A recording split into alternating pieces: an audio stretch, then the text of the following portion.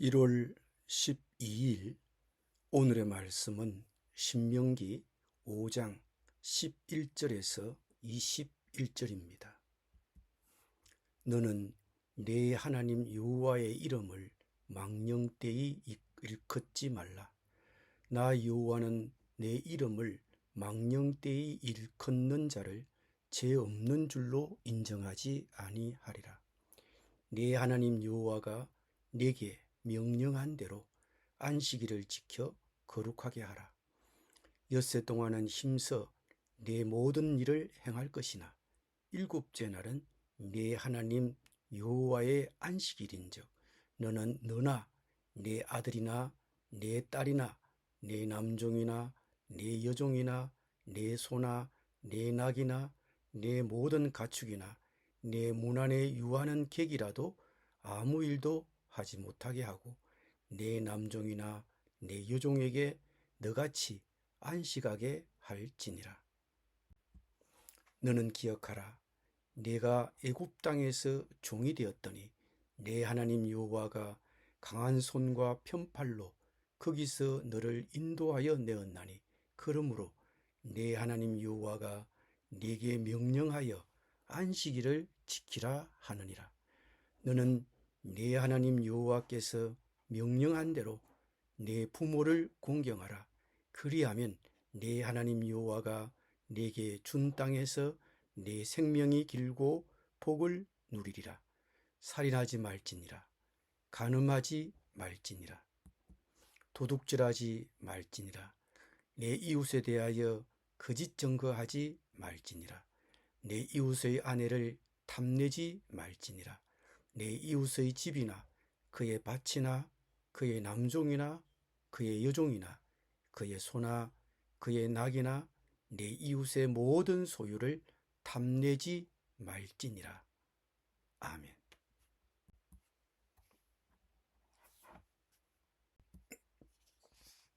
십계명 중에 처음 네 계명은 하나님의 관계와 관련이 있으며 다음 6계명은 사람의 관계와 관련이 있습니다. 여호와는 오직 한 분이심을 인정하고 우상 숭배를 삼가고 하나님의 이름을 공경하며 안식일을 지켜야 합니다. 이웃과 관련된 계명도 있습니다. 부모를 공경하며 사람의 생명을 기이 여기고 살인하지 말라고 했습니다. 순결해야 하고 결혼을 귀중히 여겨야 합니다. 도적질하지 말아야 하며 거짓말을 하지 말아야 하며 다른 사람의 소유를 탐내어서는 안 됩니다. 첫째, 여호와는 오직 한 분이심을 인정하고 둘째, 우상 숭배를 삼가고 셋째, 하나님의 이름을 공경해야 합니다. 오늘날 하나님의 이름을 경박하게 사용하거나 저주할 때 사용하는 것이 너무 흔해서 우리는 이것이 얼마나 심각한 일인지 깨닫지 못할 수 있습니다. 우리는 하나님의 이름을 존중하고 적절하게 사용해야 합니다. 이 계명을 지키는 최선의 길은 우리가 하지 말아야 할 일이 아니라 해야 할 일에 집중하는 것입니다. 하나님을 찬양하고 그분에게 영광을 돌리기 위해 그분의 이름을 사용하는 것입니다. 넷째, 안식일을 지켜야 합니다. 안식일 곧 주일은 심과 예배를 위해 따로 구별한 날입니다. 빠르게 돌아가는 세상에서 정기적으로 안식과 예배 시간을 지키는 것은 하나님이 우리에게 얼마나 중요한 분이신지를 보여주고 우리의 영혼을 새롭게 하는 또 다른 유익을 줍니다. 하나님의 규정을 소홀히 여기지 말아야 합니다. 다섯째, 부모를 공경해야 합니다.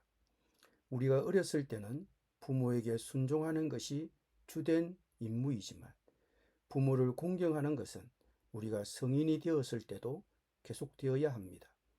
부모를 공경하는 방법은 그들이 재정적으로 어려울 때나 병들어 스스로를 돌볼 수 없을 때 부양하는 것입니다. 믿는 부모를 공경하는 가장 좋은 방법은 다음 세대에게 예수 그리스도를 믿게 하고 예수 그리스도를 존중하는 가치관을 전하는 일이 될 것입니다. 부모에게 공경하기 위해 우리는 무엇을 하고 있습니까? 여섯째, 살인하지 말아야 합니다.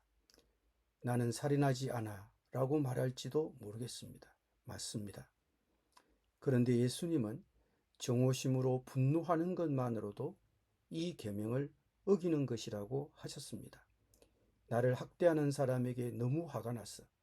그 사람이 죽었으면 좋겠다고 바랬던 적이 있었습니까?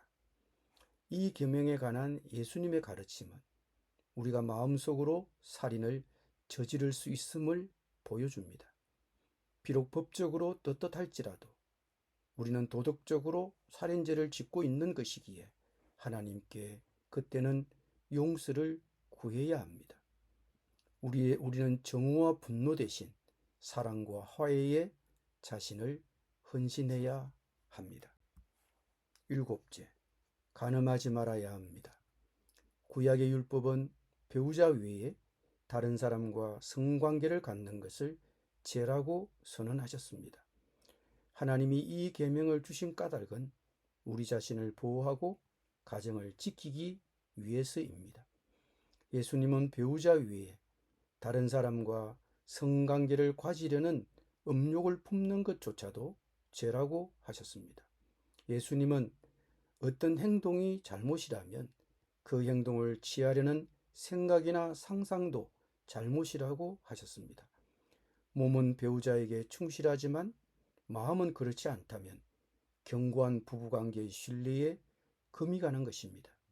예수님은 우리의 마음도 변화되어 우리의 생각과 행동이 온전히 조화를 이루기를 원하십니다.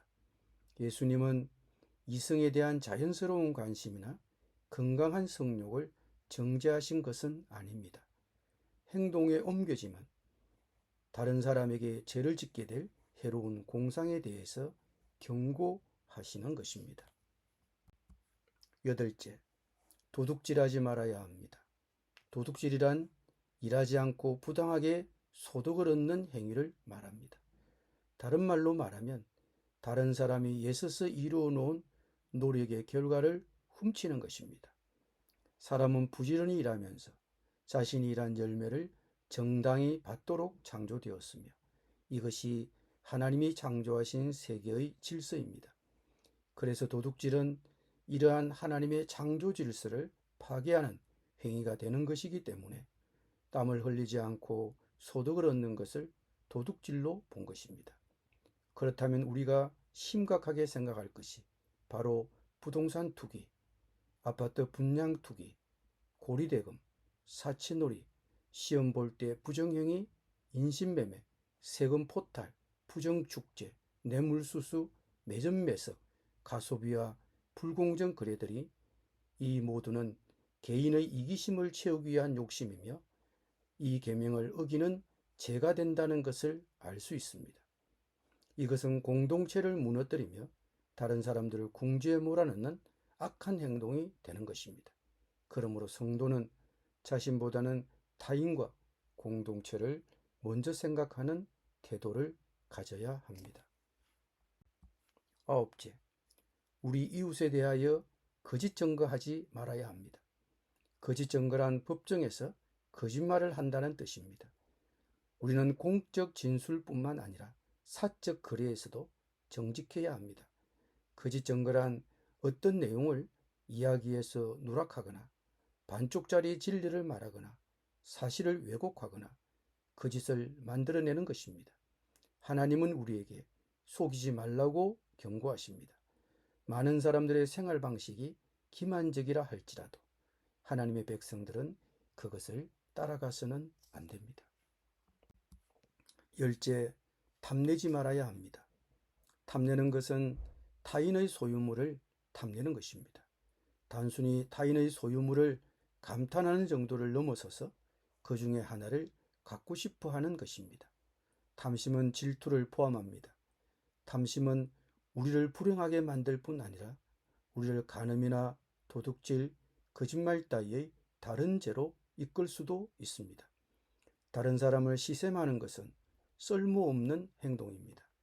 하나님은 우리가 원하는 모든 것을 항상 주시진 않더라도 우리에게 정말 필요한 것을 모두 주실 수 있으십니다.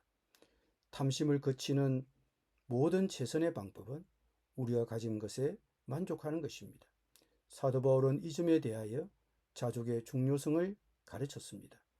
바울은 빌립보 교회에 보내는 편지에서 이렇게 썼습니다. 어떤 형편에든지 나는 자족하기를 배웠노니 나는 비천에 처할 줄도 알고 풍부에 처할 줄도 알아. 모든 일 곧 배부름과 배고픔과 풍부와 궁핍에도 처할 줄 아는 일체의 비결을 배웠노라. 탐심을 거치는 최선의 방법은 하나님이 우리에게 주신 것에 대해 감사하며 우리가 가진 것에 자족하는 훈련을 하는 것입니다. 기도드립니다. 주님이 주신 계명 중에 오늘 내가 특히 귀담아 들어야 할 것이 무엇인지 알게 하시고 주님이 우리에게 주신 규정을 소홀히 여기지 않게 하여 주옵소서. 예수님의 이름으로 기도드립니다. 아멘.